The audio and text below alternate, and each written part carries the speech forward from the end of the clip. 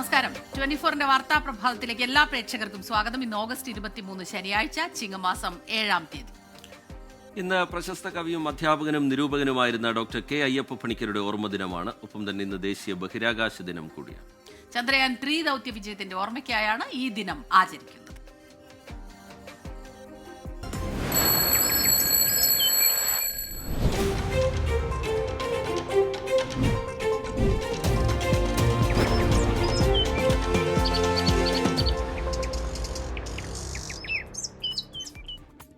വിശദമായ വാർത്തകളിലേക്ക് കടക്കുകയാണ്. യൂത്ത് കോൺഗ്രസിന്റെ പുതിയ സംസ്ഥാന അധ്യക്ഷനെ ചൊല്ലി പാർട്ടിക്കുള്ളിൽ തർക്കം രൂക്ഷമാവുകയാണ്. തങ്ങളുടെ നോമിനികളുടെ കാര്യത്തിൽ പ്രധാന നേതാക്കൾ വിട്ടുവീഴ്ചയ്ക്ക് തയ്യാറാകാത്തത് വലിയ പ്രതിസന്ധിയാകും. അതിനിടയിൽ യൂത്ത് കോൺഗ്രസിന്റെ ഒരു വിഭാഗം അബിൻ വർക്കിയെ ലക്ഷ്യം വെച്ച് ആരോപണങ്ങളും സജീവമാക്കുകയാണ്. രാഹുൽ മാങ്കൂട്ടത്തിലിനെ പിന്നിൽ നിന്ന് കുത്തിയത് അബിൻ വർക്കി എന്നാണ് ഒരു വിഭാഗത്തിന്റെ ആരോപണം. മനീഷ് മഹിപാൽ ചേരുന്നുണ്ട് തിരുവനന്തപുരത്ത് നിന്ന് വിവരങ്ങളുമായി. Manish, good morning. മനീഷ്, ഈ കഴിഞ്ഞ ദിവസങ്ങളിലൊക്കെ വലിയ പ്രശ്നങ്ങളിലേക്ക് കടക്കുന്നതൊക്കെ നമ്മൾ കാണുന്നുണ്ട്. ഇതിൽ ആരാകും ഇനി അടുത്ത അധ്യക്ഷ അല്ലെങ്കിൽ അധ്യക്ഷൻ എന്നുള്ളതാണ്. വനിതകളെ സ്ഥാനത്തേക്ക് കൊണ്ടുവരാനുള്ള നീക്കങ്ങളൊക്കെ നടക്കുന്നുണ്ട്. പക്ഷേ ഈ വിഷയം പറഞ്ഞ് പാർട്ടിക്കുള്ളിൽ തന്നെ അല്ലെങ്കിൽ പല സൗഹൃദങ്ങളുമുള്ള പാർട്ടിയിലെ നേതാക്കൾക്കിടയിൽ തന്നെ വലിയ രീതിയിലുള്ള ഒരു ചർച്ചകളും വിവാദങ്ങളും ഭിന്നാഭിപ്രായങ്ങളും ഉണ്ട് എന്നാണോ ഇതിൽ നിന്ന് മനസ്സിലാക്കേണ്ടത്? നിലവിൽ കോൺഗ്രസ് നേതൃത്വത്തിന് മുൻപിൽ രണ്ട് ഊരാക്കുരുക്കാണുള്ളത്. ഒന്ന് രാഹുൽ മാങ്കൂട്ടവുമായി ബന്ധപ്പെട്ട ഊരാക്കുരുക്കാണ്. അത് ഇനി നിയമസഭ, അതായത് MLA സ്ഥാനം രാജിവെക്കണമോ, കൂടുതൽ പരാതികൾ നിലവിൽ നേരിട്ട് ഇരകളാരും നേരിട്ട് പോലീസിൽ പരാതി നൽകിയിട്ടില്ല. വരും ദിവസങ്ങളിൽ കൂടുതൽ ഇതുമായി ബന്ധപ്പെട്ട തെളിവുകൾ അല്ലെങ്കിൽ ആരോപണങ്ങളൊക്കെ തന്നെ ഉണ്ടാകുമെന്നുള്ള വിലയിരുത്തലുണ്ട്. അതുകൊണ്ട് തന്നെ നിലവിൽ AICCയുടെ തീരുമാനം രാജിവെക്കേണ്ടതില്ല എന്നാണെങ്കിൽ കൂടി ഇത് അന്തിമ തീരുമാനമല്ല. അങ്ങനെ രാഹുൽ മാങ്കൂട്ടവുമായി ബന്ധപ്പെട്ട MLA സ്ഥാനം സംബന്ധിച്ച് രാഹുലിനെ പ്രതിരോധിക്കുക സംബന്ധിച്ച് പാർട്ടി നേതൃത്വത്തിൻ്റെ കൂടി പ്രതിരോധമാണ്. അതൊരു ഊരാക്കുഴുക്കാണ്. മറ്റൊരു ഈ സംസ്ഥാന അധ്യക്ഷനെ സംബന്ധിച്ചുള്ള കാര്യത്തിൽ ഇപ്പോഴത്തെ ഈ പടല പിണക്കം, ഒപ്പം തന്നെ ഗ്രൂപ്പ് പോയി ഇന്നലെ സംസ്ഥാന കമ്മിറ്റി ഗ്രൂപ്പിലുണ്ടായ പിണക്കം, ആ രീതിയിൽ അബിൻ വർക്കിക്ക് സംസ്ഥാന വൈസ് പ്രസിഡന്റ് അബിൻ വർക്കിയാണ് അതായത് ബാഹുബലി സിനിമയിൽ കട്ടപ്പ പിന്നിൽ നിന്ന് ബാഹുബലിയെ കുത്തുന്നത് പോലെ അബിൻ വർക്കിയാണ് കുത്തിയത് എന്ന രീതിയിൽ ചിത്രങ്ങൾ പ്രചരിക്കുകയും, ഇനി അതല്ല സംസ്ഥാന വൈസ് പ്രസിഡന്റ് തെരഞ്ഞെടുപ്പിൽ ഏറ്റവും കൂടുതൽ വോട്ട് കിട്ടിയ സംസ്ഥാന വൈസ് പ്രസിഡന്റാണ് അബിൻ വർക്കി രാഹുൽ മാങ്കൂട്ടത്തിന് ശേഷം. അങ്ങനെ അബിൻ വർക്കി സംസ്ഥാന പ്രസിഡന്റ് ആകാനുള്ള നീക്കം തടഞ്ഞുകൊണ്ട് ചില രാഹുൽ അനുകൂലികൾ നടത്തുന്ന മനഃപൂർവ്വമായ നീക്കമാണതെന്ന രീതിയിലുള്ള വ്യാഖ്യാനങ്ങൾ തന്നെ ഉണ്ടാകുന്നുണ്ട്. ഇനി അതല്ല, സംസ്ഥാന വൈസ് പ്രസിഡന്റ് കൂടിയിട്ടുള്ള ജിൻഷാദ് ജിന്നാസ് ഉണ്ട്. അത് ഷാഫി പറമ്പിലുമായി അടുത്ത് നിൽക്കുന്ന ആളാണ്. അങ്ങനെ ജിൻഷാദിനെ പരിഗണിക്കണം. ജിൻഷാദ് മലബാർ മേഖലയിൽ നിന്ന് വരുന്ന ആളാണ്. ഒപ്പം തന്നെ ഷാഫി പറമ്പിൽ അദ്ദേഹത്തിൻ്റെ പേര് നോമിനേറ്റ് ചെയ്തിട്ടുണ്ട്. അങ്ങനെ പല പേരുകൾ പറയുന്നു. ഒപ്പം തന്നെ AICC സംഘടനാ ജനറൽ സെക്രട്ടറി KC വേണുഗോപാൽ മുന്നോട്ട് വയ്ക്കുന്ന പേര് നിലവിൽ യൂത്ത് കോൺഗ്രസിൻ്റെ ജനറൽ സെക്രട്ടറി ആയിട്ടുള്ള ദേശീയ ജനറൽ സെക്രട്ടറി ആയിട്ടുള്ള ബിനു ചുള്ളിയലിൻ്റെ പേരാണ്. ജാതി സമവാക്യങ്ങളൊക്കെ തന്നെ പരിഗണിച്ചുകൊണ്ട് ബിനു ചുള്ളിയലിനെ ആക്കണം അല്ലെങ്കിൽ സംസ്ഥാന അധ്യക്ഷനാക്കണം എന്നുള്ളൊരു തീരുമാനത്തിലേക്ക് എത്താനുള്ള സാധ്യതയെ നമുക്ക് തള്ളിക്കളയാൻ സാധിക്കില്ല. പക്ഷേ ബിനു ചുള്ളിലിൻ്റെ നിലവിൽ സംഘടനാ തെരഞ്ഞെടുപ്പിൽ മത്സരിക്കാത്ത ആളാണ്. യൂത്ത് കോൺഗ്രസിൻ്റെ സംഘടനാ തെരഞ്ഞെടുപ്പിൽ മത്സരിക്കാത്ത ഒരാളെ നിലവിൽ സംസ്ഥാന അധ്യക്ഷനാക്കുന്ന ചട്ടം യൂത്ത് കോൺഗ്രസിന് ഇല്ല എന്നതുകൂടി ബിനു ചുള്ളിലിനെ മാറ്റാനുള്ള കാര്യങ്ങൾ ചിലപ്പോൾ ഒന്നായേക്കാം. ഇനി അതല്ല, KSU സംസ്ഥാന പ്രസിഡന്റ് ആയിരുന്ന ആളാണ് KM അഭിജിത്ത് സംസ്ഥാന പ്രസിഡന്റ് സ്ഥാനത്ത് നിന്ന് ഒഴിഞ്ഞിട്ട് 2 വർഷമായിട്ടും ഇതുവരെയും യൂത്ത് കോൺഗ്രസിൻ്റെ പ്രധാനപ്പെട്ട ഭാരവാഹിത്വത്തിലേക്ക് എത്താത്ത ആളാണ്. പ്രത്യേകിച്ചും A ഗ്രൂപ്പിൻ്റെ ആളാണ് KM അഭിജിത്ത്. അതുകൊണ്ട് തന്നെ A ഗ്രൂപ്പിൻ്റെ പ്രധാനപ്പെട്ട ആവശ്യം KM അഭിജിത്തിനെ കൊണ്ടുവരണമെന്നുള്ള ആവശ്യവും വരുന്നുണ്ട്. ഇനി അതല്ല, ഒരു വനിത വരട്ടെ, ഇനി സിനിമാ മേഖലയിലെ അമ്മ മോഡൽ ഒരു വനിതാ സംഘടനാ പ്രസിഡന്റ് വരട്ടെ, അധ്യക്ഷ വരട്ടെ എന്ന തീരുമാനത്തിലേക്ക് എത്തിയാൽ അവിടെ നറുക്ക് വീഴുക അരിത ബാബുവിനായിരിക്കും. അങ്ങനെ 3-4 പേരുകൾ, അബിൻ വർക്കി, ബിനു ചുള്ളിയിൽ, അരിത ബാബു, ജിൻഷാദ് ജിന്നാസ്, അങ്ങനെ 4 പേരുകൾ പ്രഥമ പരിഗണനയിലുണ്ട്. ഇനി സംസ്ഥാന നേതൃത്വം ഒരു അന്തിമ തീരുമാനത്തിലേക്ക് എത്താതെ ഇവിടെ നിന്ന് ചില പേരുകളോ അല്ലെങ്കിൽ ഒരു പാനലോ AICCക്ക് നിർദ്ദേശിച്ച ശേഷം AICC അവിടെ നിന്ന് തീരുമാനമെടുക്കലായിരിക്കാം ഉണ്ടാവുക. ഇന്നോ നാളെയോ തന്നെ പുതിയ സംസ്ഥാന പ്രസിഡന്റ് സംബന്ധിച്ച് സംസ്ഥാന കമ്മിറ്റി ആ പാനൽ AICCക്ക് കൈമാറും. അങ്ങനെ AICCയുടെ മുന്നിലെത്തിയാൽ ഇത്തരത്തിലുള്ള മാനദണ്ഡങ്ങൾ, ജാതിമത സമവാക്യങ്ങളൊക്കെ തന്നെ പരിഗണിക്കുകയും ഒപ്പം തന്നെ യൂത്ത് കോൺഗ്രസിൻ്റെ സംസ്ഥാന വൈസ് പ്രസിഡന്റുമാരെ നിലവിൽ സംസ്ഥാന പ്രസിഡന്റുമാർ മാറിയാൽ സംസ്ഥാന വൈസ് പ്രസിഡന്റുമാരെ ആക്കുന്ന രീതി ഇതുവരെയും യൂത്ത് കോൺഗ്രസിനില്ല. ഇനി അതല്ല, അത് പരിഷ്കരിച്ചുകൊണ്ട് വൈസ് പ്രസിഡന്റായ അബിൻ വർക്കി വലിയ സ്വീകാര്യതയുള്ള ആളാണ്. അബിൻ വർക്കി തന്നെ വരട്ടെ, അബിൻ വർക്കി വരാനുള്ള നീക്കങ്ങളെ തടയാനാണ് ഇപ്പോഴുള്ള ചില വാട്സപ്പിലെ അല്ലെങ്കിൽ യുദ്ധങ്ങൾ എന്ന രീതിയിൽ വ്യാഖ്യാനിക്കപ്പെട്ടാൽ അവിടെ അബിൻ വർക്കിക്ക് നറുക്കി മനീഷ്, അബിൻ വർക്കിക്കെതിരെ വലിയ പ്രതിഷേധം യൂത്ത് കോൺഗ്രസിൽ, അത് ഒരു പരസ്യ പോര് എന്നുള്ള നിലയിലേക്കൊക്കെ കാര്യങ്ങൾ എത്തിയിട്ടുണ്ട്. അത് മാത്രമല്ല, ഇപ്പോൾ KSUവിൻ്റെ അധ്യക്ഷനും KPCCയുടെ അധ്യക്ഷനും ക്രിസ്ത്യൻ വിഭാഗത്തിൽപ്പെട്ട ആളുകളാണ്. അബിൻ വർക്കിയെ യൂത്ത് കോൺഗ്രസിന്റെ അധ്യക്ഷനാക്കിയാൽ അത് സാമുദായിക സമവാക്യങ്ങളെ ബാധിക്കും എന്നൊരു വിമർശനം കൂടി ഉയർത്തിക്കൊണ്ടാണ് ഈ അബിൻ വർക്കിക്ക് നേരെയുള്ള എതിർപ്പ് അതിശക്തമായി ഉയരുന്നത്. പ്രധാന നേതാക്കൾ നോമിനികളെ മുന്നോട്ട് വെച്ച സാഹചര്യത്തിൽ ഇതിനെയൊക്കെ മറികടന്നുകൊണ്ടൊരു സമവായത്തിലേക്ക് കാര്യങ്ങൾ എത്തുക എന്ന തരത്തിൽ മറ്റു പേരുകളിലേക്ക് പോകാനുള്ള സാധ്യത കൂടുതലാണ് എന്നാണോ വിലയിരുത്തേണ്ടത്? പക്ഷേ അങ്ങനെ സാധ്യത കൂടുതലാണ് എന്ന് പറയുമ്പോഴും ഒരു വനിതയെ അവിടെ പ്ലേസ് ചെയ്യാനുള്ള സാഹചര്യം ഉണ്ടോ? ആ സാധ്യത ഉണ്ടെങ്കിൽ തന്നെ അത് ഒരു വലിയ സാധ്യതയാണ് എന്ന് വിലയിരുത്താൻ കഴിയുന്ന തരത്തിലാണോ ഇപ്പോൾ ചർച്ചകൾ നടക്കുന്നത്? മനീഷ് മഹിബാൽ. റിജിത്ത്, അബിൻ വർക്കിയെ സംസ്ഥാന പ്രസിഡന്റ് ആക്കണം, അധ്യക്ഷനാക്കണമെന്ന് ആദ്യം ആവശ്യപ്പെട്ടത് മുൻ പ്രതിപക്ഷ നേതാവ് രമേശ് ചെന്നിത്തലയാണ്. അദ്ദേഹം ഇത് AICC നേതൃത്വവുമായി സംസാരിച്ചിട്ടുണ്ട്. പക്ഷേ റിജിത്ത് നേരത്തെ സൂചിപ്പിച്ചതുപോലെ ജാതി സമവാക്യങ്ങളുടെ ഭാഗമായിട്ട് തന്നെ അബിൻ വർക്കിക്ക് നറുക്ക് വീഴാനുള്ള സാധ്യത കുറവാണ്. പക്ഷേ സംഘടനാ തെരഞ്ഞെടുപ്പിൽ രാഹുൽ മാങ്കൂട്ടത്തിന് ശേഷം ഏറ്റവും കൂടുതൽ വോട്ട് കിട്ടിയ ആൾ അബിൻ വർക്കിയാണ്. അതുകൊണ്ട് തന്നെ അബിൻ വർക്കിക്ക് ഉണ്ടാകുന്ന സ്വീകാര്യത മറ്റു ചില കാര്യങ്ങളൊക്കെ തന്നെ പരിഗണിച്ച് ജാതി സമവാക്യങ്ങൾ ഇവിടെ മാറ്റിവെക്കണമെന്ന് ആവശ്യപ്പെട്ടുകൊണ്ടായിരുന്നു രമേശ് ചെന്നിത്തല ഇതുമായി ബന്ധപ്പെട്ട് മുന്നോട്ട് വന്നത്.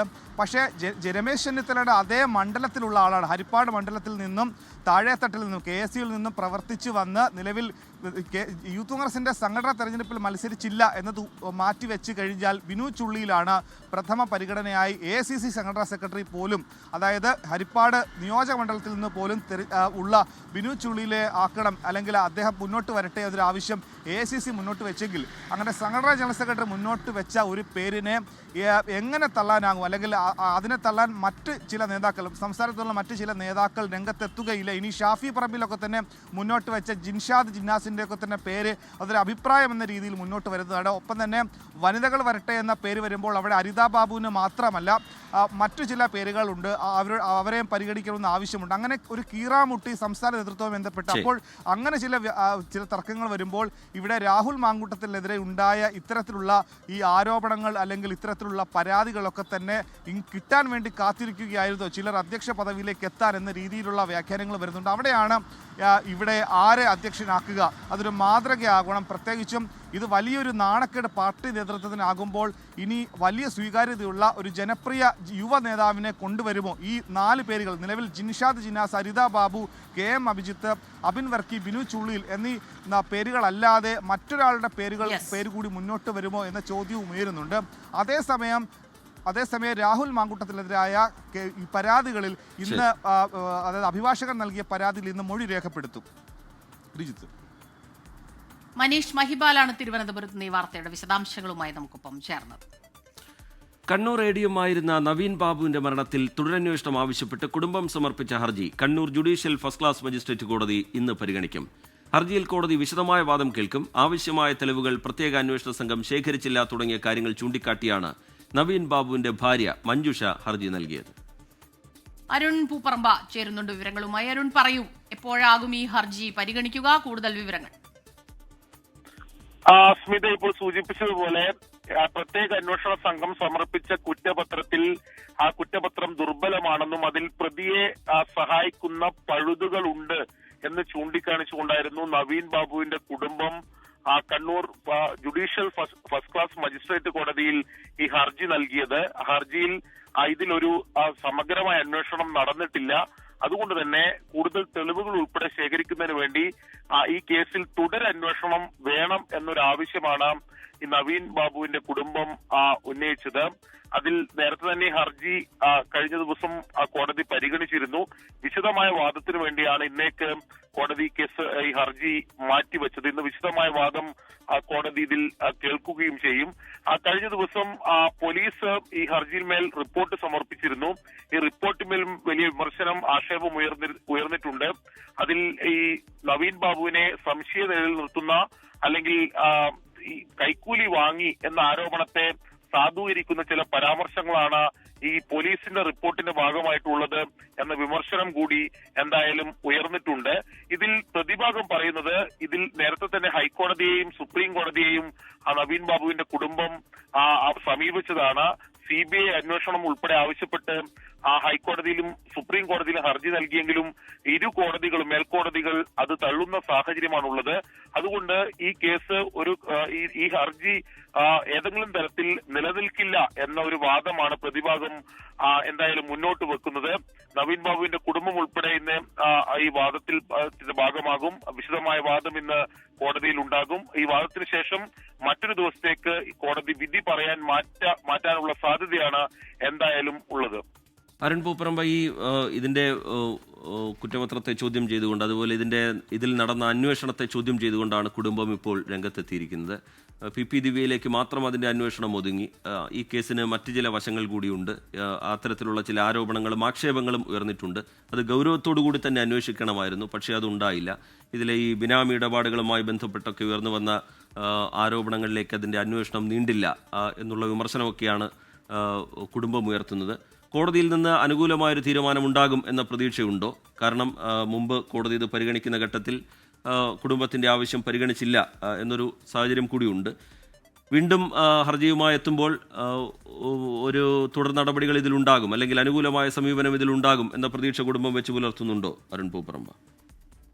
റീജിത്ത് സൂചിപ്പിച്ച പോലെ ഇതിൽ പ്രധാനപ്പെട്ട ചില കാര്യങ്ങൾ കുടുംബം ഈ ഹർജിയിൽ മുന്നോട്ട് വെക്കുന്നുണ്ട്. അതിൽ പ്രത്യേക അന്വേഷണ സംഘം നടത്തിയിട്ടുള്ള അന്വേഷണം, അതിന്റെ ഭാഗമായി നൽകിയിട്ടുള്ള കുറ്റപത്രം, അതിൽ ഏതെങ്കിലും തരത്തിൽ കൃത്യമായ തെളിവുകൾ, ഈ ആത്മഹത്യാ പ്രേരണയ്ക്ക് ഉള്ള തെളിവുകൾക്കപ്പുറത്തേക്ക് മറ്റ് വിശാലമായിട്ടുള്ള അന്വേഷണം, സമഗ്രമായിട്ടുള്ള അന്വേഷണം ഇതിൽ നടന്നിട്ടില്ല. കൃത്യമായ തെളിവ് ശേഖരണം ഉണ്ടായിട്ടില്ല. ഇതിൽ രേഖപ്പെടുത്തിയിട്ടുള്ള മൊഴി വിവരങ്ങളാണെങ്കിൽ അതിൽ പലതും നവീൻ ബാബുവിനെ സംശയനിലയിൽ നിർത്തുന്നതാണ്. അതിൽ ജില്ലാ കളക്ടറുടെ മൊഴിയുണ്ട്. അതോടൊപ്പം തന്നെ മറ്റൊരു അഴീക്കോട് സ്വദേശിയായിട്ടുള്ള TV പ്രശാന്ത് എന്ന് പറയുന്ന ആളുടെ മൊഴിയുണ്ട്. അതിൽ ദിവ്യയുടെ ബന്ധു എന്ന് പറയുന്ന അയാളിലൂടെ ദിവ്യയെ സ്വാധീനിക്കാൻ ശ്രമിച്ചു എന്ന തരത്തിലൊക്കെയുള്ള പരാമർശങ്ങളാണ് ഈ കുറ്റപത്രത്തിലുള്ളത്. അങ്ങനെ ചില മൊഴികൾ പൂർണ്ണമായും നവീൻ ബാബുവിന് എതിരാണ്. കൃത്യമായ ഡിജിറ്റൽ തെളിവുകൾ ഇതിൽ ശേഖരിച്ചിട്ടില്ല. ബിനാമി ഇടപാട് ഈ പെട്രോൾ പമ്പുമായി ബന്ധപ്പെട്ടുണ്ടായിരുന്നു എന്ന ആരോപണം നേരത്തെ ഉണ്ടായിരുന്നു. അതിലുൾപ്പെടെ കൃത്യമായ അന്വേഷണം നടന്നിട്ടില്ല എന്നതാണ് കുടുംബം ആരോപിക്കുന്നത്. അതിനപ്പുറത്തേക്ക് ഈ PP ദിവ്യ എന്നൊരു ഏക പ്രതി അല്ല, ഇതിലൊരു ആസൂത്രണം നടന്നിട്ടുണ്ട്. വ്യാജ പരാതികൾ ഉൾപ്പെടെ സൃഷ്ടിച്ച സാഹചര്യമുണ്ട്. അപ്പോൾ ആ ആസൂത്രണം അന്വേഷിച്ചിട്ടില്ല. എങ്ങനെയാണ് PP ദിവ്യക്ക് ഇതെങ്ങനെ ഈ വിഷയത്തിൽ ഇടപെട്ടു എന്നതിനെ സംബന്ധിച്ചൊക്കെ ഒരു കൃത്യമായ ഒരു വിശാലമായ അന്വേഷണം ഇതിൽ നടന്നിട്ടില്ല എന്നതാണ് കുടുംബം ആരോപിക്കുന്നത്.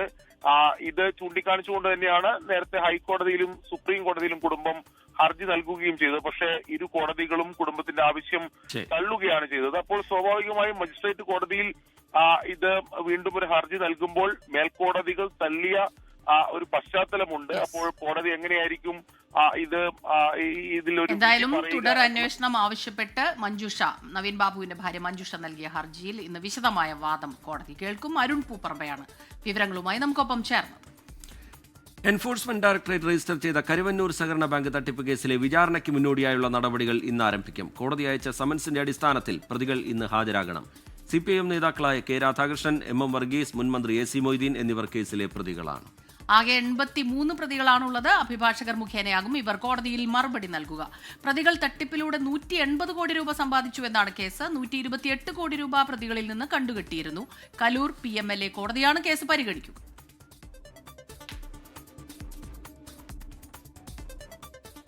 മെസ്സി കേരളത്തിലെത്തുമെന്ന് സ്ഥിരീകരിച്ച് Argentina football association. Argentina football team കേരളത്തിൽ കളിക്കും. നവംബർ 10-നും 18-നും ഇടയിലാകും മത്സരം. എതിരാളികൾ ആരെന്ന് നിശ്ചയിച്ചിട്ടില്ല. അനിൽ വാസുദേവ് വിവരങ്ങളുമായി ചേരുകയാണ് സ്പോർട്സ് ഡെസ്കിൽ നിന്ന്.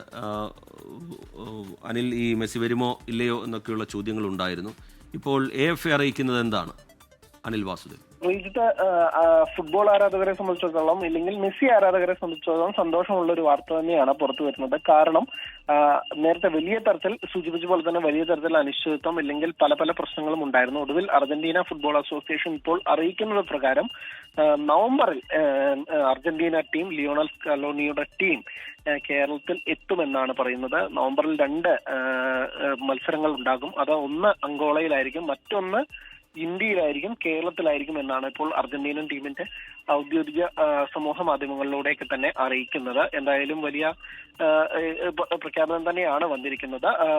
ഒക്ടോബറിലായിരുന്നു നേരത്തെ വരുമെന്നൊക്കെ തന്നെ പറഞ്ഞിട്ടുണ്ടായിരുന്നു. പക്ഷെ അത് ആ 2 മത്സരങ്ങൾ നടക്കുക അമേരിക്കയിലായിരിക്കുമെന്നും പറയുന്നുണ്ട്. പക്ഷെ നവംബർ വിൻഡോയിലായിരിക്കും 2 മത്സരങ്ങൾ. അതിലൊന്ന് അങ്കോള, മറ്റൊന്ന് കേരളം എന്നുള്ളത്. പക്ഷെ തീയതി എന്നൊന്ന് പ്രഖ്യാപിച്ചിട്ടില്ല. അതായത് 10 മുതൽ 18 വരെയാണ് ഇന്റർനാഷണൽ ബ്രേക്കിന്റെ സമയം വരുന്നത്. അതുപോലെ തന്നെ എതിരാളികൾ ആര് എന്ന കാര്യത്തിൽ ഇപ്പോൾ വലിയ വ്യക്തത വരുത്തിയിട്ടില്ല. അത് ഉടൻ തന്നെ പ്രഖ്യാപനം ഉണ്ടാകുമെന്നാണ് കരുതുന്നത്. റീജിത്ത്.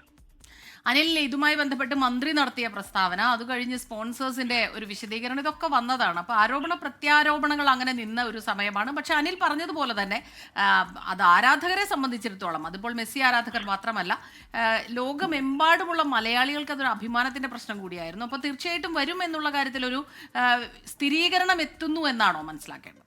തീർച്ചയായും അത് തന്നെയാണ്. ഇക്കാര്യത്തിൽ മന്ത്രിയുടെ കാര്യത്തിൽ നിന്നൊക്കെ തന്നെ ധാരാളം അവ്യക്തതകൾ ഉണ്ടായിരുന്നു. ഇപ്പോൾ ഈ മെസ്സി എന്ന് പറയുന്നത് ലോകത്തുള്ള എല്ലാ ഫുട്ബോൾ ആരാധകരുടെയും അല്ലെങ്കിൽ അർജന്റീന ആരാധകരുടെയൊക്കെ ഏറ്റവും പ്രിയപ്പെട്ട താരമാണ്. അദ്ദേഹം കേരളത്തിൽ വരിക എന്ന് പറയുന്നത് ഓരോരുത്തർക്കും മലയാളികൾക്കൊക്കെ തന്നെ അഭിമാനമുള്ള കാര്യമാണ്. പക്ഷെ ഇക്കാര്യത്തിൽ വലിയൊരു അവ്യക്തത ഉണ്ടായിരുന്നു. എന്ന് വരും, എപ്പോൾ വരും, എന്താണ് എന്ന കാര്യത്തിൽ. അപ്പോൾ പല തരത്തിലുള്ള ആശയക്കുഴപ്പങ്ങൾ സർക്കാരിൽ നിന്ന്, മന്ത്രിയിൽ നിന്ന് തന്നെ ഉണ്ടായതാണ് വലിയ വിമർശനങ്ങൾക്കുണ്ടായിരുന്നത്. മന്ത്രി പറഞ്ഞ ഡേറ്റുകളല്ല.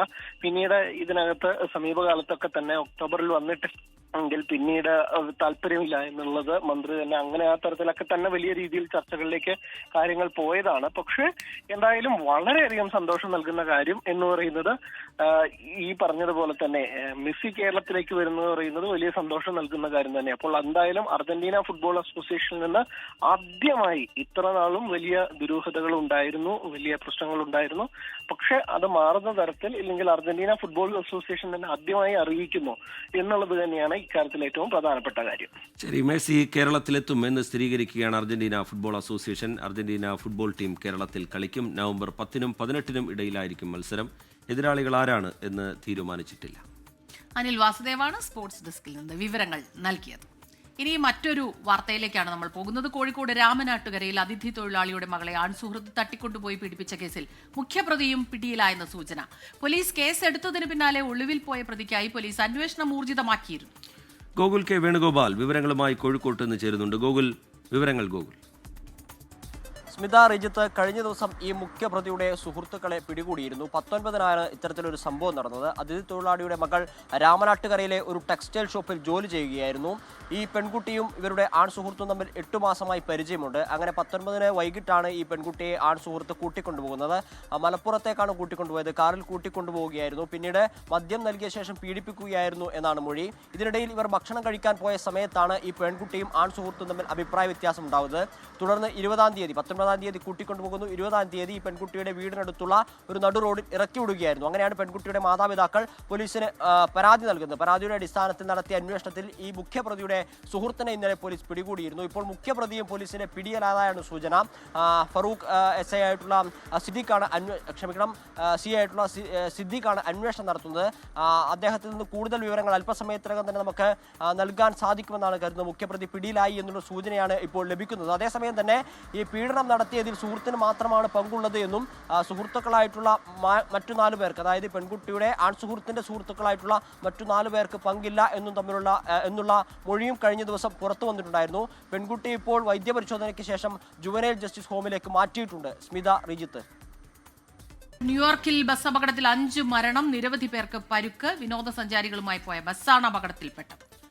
അപകടത്തിൽപ്പെട്ടവരിലേറെ പേരും ഇന്ത്യ, ചൈന, ഫിലിപ്പീൻസ് സ്വദേശികളാണ്. മധു കൊട്ടാരക്കര വിവരങ്ങളുമായി ചേരുന്നുണ്ട് ന്യൂജേഴ്സിയിൽ നിന്ന്.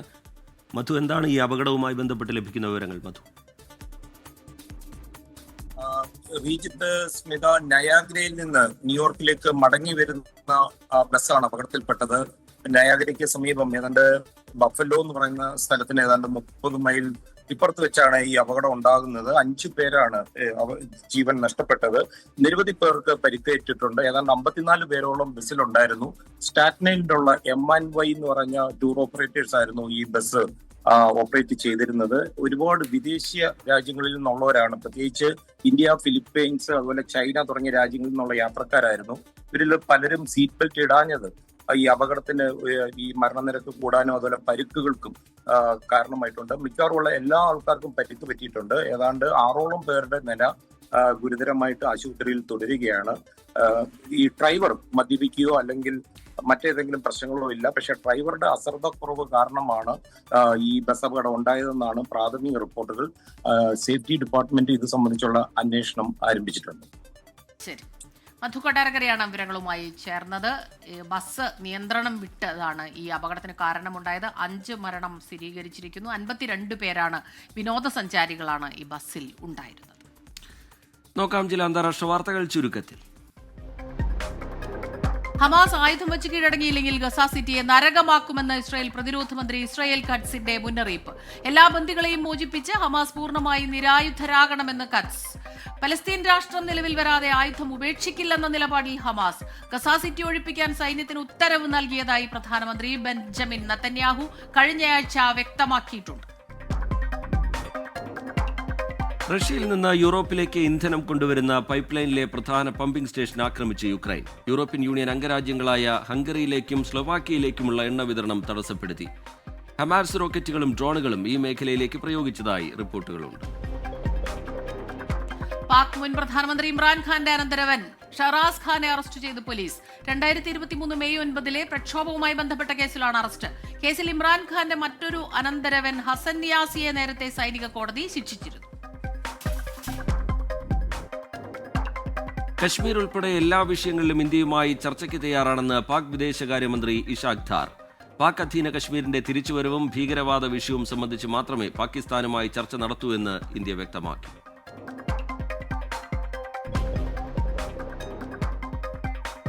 പ്രമുഖ പ്രവാസി വ്യവസായി സ്വരാജ് പോൾ അന്തരിച്ചു. 94 വയസ്സായിരുന്നു. UK ആസ്ഥാനമായ കപ്പാറോ ഗ്രൂപ്പ് ഓഫ് കമ്പനി സ്ഥാപകനാണ്. ജലന്ധറിൽ ജനിച്ച പോൾ 1960കളിൽ മകൾ അംബികയുടെ അർബുദ ചികിത്സാർത്ഥമാണ് ഇംഗ്ലണ്ടിലെത്തിയത്.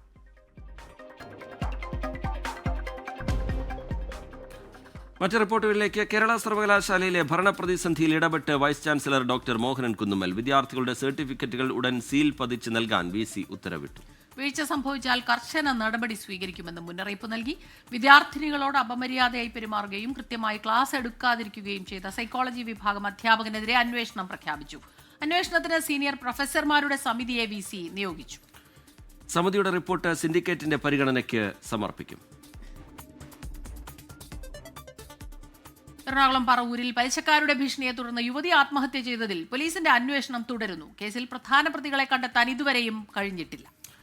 പോലീസ് അന്വേഷണം കൃത്യമായ രീതിയിലല്ല നടക്കുന്നതെന്ന് കാണിച്ച ആശയുടെ കുടുംബം ഇന്ന് മുഖ്യമന്ത്രിക്ക് പരാതി നൽകും. കേസിൽ അറസ്റ്റിലായ പ്രതികളുടെ മകൾക്ക് ഇന്നലെ ജാമ്യം കിട്ടിയിരുന്നു. ഇതുൾപ്പെടെ കാണിച്ചുകൊണ്ടാണ് കുടുംബം പരാതി നൽകുന്നത്. മുനമ്പം ഡിവൈഎസ്പിയുടെ നേതൃത്വത്തിലാണ് അന്വേഷണം. BJPയുടെ സംസ്ഥാനതല ശില്പശാല തൃശൂരിൽ ഇന്ന് നടക്കും. തദ്ദേശ നിയമസഭാ തെരഞ്ഞെടുപ്പ് ഒരുക്കങ്ങൾ വിലയിരുത്തുന്നതിനും വോട്ട് ചോരി വിവാദം അടക്കമുള്ള രാഷ്ട്രീയ വിഷയങ്ങൾ ചർച്ച ചെയ്യുന്നതിനുമാണ് യോഗം. വിവിധ ജില്ലകളിൽ നിന്നും തിരഞ്ഞെടുക്കപ്പെട്ട പ്രതിനിധികൾ പങ്കെടുക്കുന്ന യോഗത്തിൽ സംസ്ഥാനത്തിന്റെ ചുമതലയുള്ള പ്രകാശ് ജാവ്ദേക്കർ, സംസ്ഥാന അധ്യക്ഷൻ രാജീവ് ചന്ദ്രശേഖർ, കേന്ദ്രമന്ത്രിമാരായ സുരേഷ് ഗോപി, ജോർജ് കുര്യൻ തുടങ്ങിയവരും പങ്കെടുക്കും. തൃശൂർ പാർലമെന്റ് മണ്ഡലവുമായി ബന്ധപ്പെട്ട വിവാദങ്ങൾ യോഗത്തിൽ പ്രത്യേകം ചർച്ചയാകുമെന്നാണ് സൂചന. വോട്ടുകൊള്ള വിവാദം മുൻനിർത്തി കോൺഗ്രസും ഇടതുപക്ഷവും പ്രതിഷേധങ്ങളുമായി മുന്നോട്ട് പോകുമ്പോൾ അത് മറികടക്കുന്നതിനുള്ള ക്യാമ്പയിനുകൾ സംബന്ധിച്ചും ഇന്ന് നടക്കുന്ന യോഗത്തിൽ ധാരണയായേക്കും. അതേസമയം സംഘടനയ്ക്കുള്ളിലെ ആഭ്യന്തര പ്രശ്നങ്ങളെ തുടർന്ന് കോർ കമ്മിറ്റിയിൽ നിന്ന് വിട്ടുനിന്ന K. സുരേന്ദ്രൻ അടക്കമുള്ള നേതാക്കൾ തൃശൂരിൽ നടക്കുന്ന പരിപാടിയിൽ പങ്കെടുക്കുമോ എന്ന കാര്യത്തിലും ഇതുവരെ വ്യക്തത വന്നിട്ടില്ല. സംസ്ഥാനത്ത് അമീബിക് മസ്തിഷ്ക ജ്വരം ബാധിക്കുന്നവരുടെ എണ്ണം കൂടുന്നതിൽ ആരോഗ്യവകുപ്പിന് ആശങ്ക. കൃത്യമായി ഉറവിടം മനസ്സിലാകാത്തതാണ് ആശങ്കയ്ക്ക് കാരണം. നിലവിൽ മലപ്പുറം, കോഴിക്കോട് ജില്ലക്കാരായ 6 പേരാണ് കോഴിക്കോട് മെഡിക്കൽ കോളേജ് ആശുപത്രിയിൽ ചികിത്സയിലുള്ളത്. ഇതിനു പുറമെ ഒരാൾ രോഗലക്ഷണങ്ങളോടെയുമുണ്ട്. ഉറവിടം വ്യക്തമാവാൻ രോഗം സ്ഥിരീകരിച്ച പ്രദേശങ്ങളിൽ നിന്ന് സാമ്പിളുകൾ ശേഖരിച്ച് പരിശോധനയ്ക്കായി അയച്ചിട്ടുണ്ട്. 3 മാസം പ്രായമുള്ള കുഞ്ഞിന് കിണർ വെള്ളത്തിൽ നിന്നാണ് രോഗം ഉണ്ടായത് എന്ന നിഗമനത്തിലാണ് ആരോഗ്യവകുപ്പ് ഉള്ളത്. കാസർഗോഡ് പടന്നക്കാട് 10 വയസ്സുകാരിയെ തട്ടിക്കൊണ്ടുപോയി പീഡിപ്പിച്ച കേസിൽ വിധി ഇന്ന്. ഹോസ്ദുർഗ് പോക്സോ അതിവേഗ കോടതിയാണ് വിധി പറയുക. 2024 മെയ് മാസത്തിൽ വീട്ടിൽ ഉറങ്ങിക്കിടന്നിരുന്ന 10 വയസ്സുകാരിയെ പ്രതി PA സലീം തട്ടിക്കൊണ്ടുപോയി പീഡിപ്പിച്ച ശേഷം സ്വർണ്ണക്കമ്മൽ കവർന്ന് പെൺകുട്ടിയെ വഴിയിൽ ഉപേക്ഷിക്കുകയായിരുന്നു. സംഭവം നടന്ന് 39 ദിവസത്തിനു ശേഷം 300 പേജുള്ള കുറ്റപത്രം പോലീസ് കോടതിയിൽ സമർപ്പിച്ചു. 67 സാക്ഷിമൊഴികളും 42 ശാസ്ത്രീയ തെളിവുകളും ഉൾപ്പെടുത്തിയായിരുന്നു കുറ്റപത്രം. തട്ടിക്കൊണ്ടുപോകൽ, പോക്സോ, വധശിക്ഷ ലഭിക്കാവുന്ന കുറ്റകൃത്യം ചെയ്യാനായി വീട്ടിൽ അതിക്രമിച്ചു കയറുക തുടങ്ങിയ വകുപ്പുകളാണ് പ്രതിയായ PA സലീമിനെതിരെ പോലീസ് ചുമത്തിയത്. വയനാട് മീനങ്ങാടി മൂന്നാക്കുഴിയിൽ ലൈഫ് മിഷൻ പദ്ധതിയിൽ നിർമ്മിച്ച സബർമതി നഗറിൽ ഇനി കാറ്റും വെളിച്ചവും വൈദ്യുതി നൽകും. 24 ഭവനങ്ങളുടെ സമുച്ചയത്തിലാണ് സൗരോർജ്ജത്തിന്റെയും കാറ്റിന്റെയും സാധ്യത പ്രയോജനപ്പെടുത്തുന്നത്. 1.25 കോടി രൂപ ചെലവിലാണ് 24 വീടുകളുടെ നിർമ്മാണവും അനുബന്ധ സൗകര്യങ്ങളും പൂർത്തീകരിച്ചത്.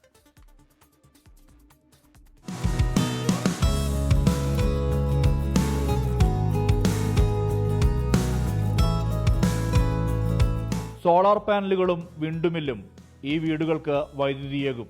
പരിസ്ഥിതി സൗഹൃദ ജീവിത രീതിയിലേക്കുള്ള പുതുവഴി വെട്ടിയിരിക്കുന്നു മീനങ്ങാടി പഞ്ചായത്ത്. അനർട്ട്, നബാർഡ്, NGO ആയ ശ്രേയസ് എന്നിവയുടെ സഹകരണത്താൽ 10.25 ലക്ഷം രൂപ ചിലവിലാണ് 3 കാറ്റാടി യന്ത്രങ്ങളും 15 സൗരോർജ്ജ തെരുവുവിളക്കുകളും സജ്ജീകരിച്ചത്. 500 വാട്ട് വൈദ്യുതി ഉൽപ്പാദിപ്പിക്കുന്ന വിൻഡ് ടർബൈൻ വഴി കുടുംബങ്ങൾക്കും ചെറിയ സ്ഥാപനങ്ങൾക്കും സ്വയം പര്യാപ്തമായ വൈദ്യുതി ഉൽപ്പാദിപ്പിക്കാം. സോളാർ പാനലുകളുമായി ചേർന്ന് ഹൈബ്രിഡ് സംവിധാനം ഒരുക്കുന്നതിലൂടെ സ്ഥിരതയുള്ള വൈദ്യുതി ലഭ്യത ഭാവിയിൽ ഉറപ്പാക്കാനും കഴിയും. മീനങ്ങാടി ഗ്രാമപഞ്ചായത്ത് പരിധിയിലെ ഭൂരഹിത ഭവനരഹിത ആളുകൾക്ക് ഒരു സമ്പൂർണ്ണ പാർപ്പിട പദ്ധതി എന്ന നിലയിലാണ് സബർമതി രൂപപ്പെടുത്തിയിട്ടുള്ളത്. അനർട്ടിൻ്റെ സാങ്കേതിക സഹായത്തോടു കൂടിയാണ് ഈ സ്ഥലം സന്ദർശിക്കുകയും ഈ പ്രദേശത്തിന് അഭികാമ്യമായ രീതിയിൽ ആ വിൻഡ് മില്ല് രൂപപ്പെടുത്തിയിട്ടുള്ളത്. 1 ഏക്കർ 21 സെന്റ് സ്ഥലത്താണ് ഭൂരഹിതർക്കായി 24 വീടുകൾ നിർമ്മിച്ചിട്ടുള്ളത്. 2 കിടപ്പുമുറിയും ഹാളും സിറ്റൌട്ടും ശൗചാലയവും പുകയില്ലാത്ത അടുപ്പും വാട്ടർ ടാങ്കും ഉൾപ്പെടെയാണ് നിർമ്മാണം പൂർത്തിയാക്കിയത്. സബർമതി ഗ്രാമം ഈ വിധം വേറിട്ടു നിൽക്കുന്നു. ഇത് സുസ്ഥിര വികസനത്തിന്റെ മീനങ്ങാടി മാതൃക. മനു ദാമോദരനൊപ്പം സുർജിത് അയ്യപ്പത്ത്, 24 വയനാട്. കൃഷിക്കായി ജീവിതം മാറ്റിവെച്ച ഒരാളെക്കുറിച്ചാണ് ഇനി പറയാൻ പോകുന്നത്. കോഴിക്കോട് വള്ളിപ്പറമ്പ് സ്വദേശി കളിപ്പറമ്പ് ഭാസ്കരൻ നായരാണ് 75-ാം വയസ്സിലും കൃഷിയിടത്തിൽ സജീവമായിട്ടുള്ളത്. മുതിർന്ന കർഷകനുള്ള പുരസ്കാരവും ഈ കർഷകനെ തേടിയെത്തിയിട്ടുണ്ട്.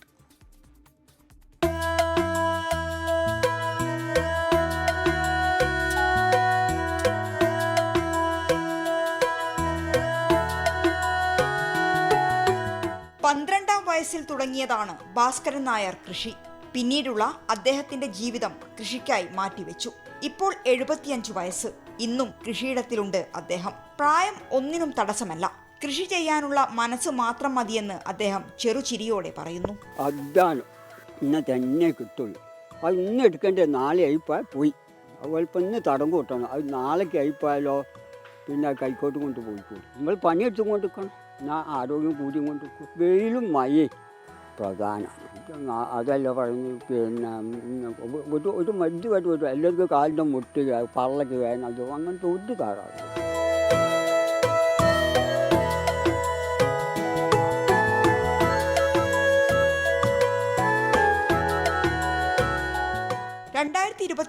മുതിർന്ന കർഷകനുള്ള കൃഷിവകുപ്പിന്റെ പുരസ്കാരം ഭാസ്കരൻ നായർക്കായിരുന്നു. അതിന് പിന്നാലെ നിരവധി അംഗീകാരങ്ങളും അദ്ദേഹത്തെ തേടിയെത്തി.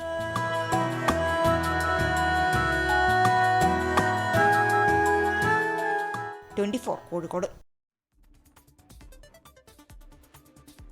രാജ്യം ഇന്ന് 2ാമത് ദേശീയ ബഹിരാകാശ ദിനം ആഘോഷിക്കും. ആര്യഭട്ട മുതൽ ഗഗൻയാൻ വരെയുള്ള ഇന്ത്യയുടെ ബഹിരാകാശ മേഖലയിലെ വളർച്ചയെ അടയാളപ്പെടുത്തുകയാണ് ദേശീയ ബഹിരാകാശ ദിനം.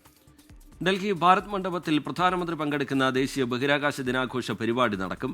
ഗഗൻയാൻ ദൗത്യസംഘാംഗങ്ങൾ പങ്കെടുക്കുന്ന വിവിധ ലക്ചർ പരമ്പരകളും നടക്കും. ആര്യഭട്ട മുതൽ ഗഗൻയാൻ വരെ, പരമ്പരാഗത ജ്ഞാനം മുതൽ അനന്ത സാധ്യതകൾ വരെ എന്നതാണ് ഈ വർഷത്തെ ബഹിരാകാശ ദിനാഘോഷ പരിപാടിയുടെ ആശയം.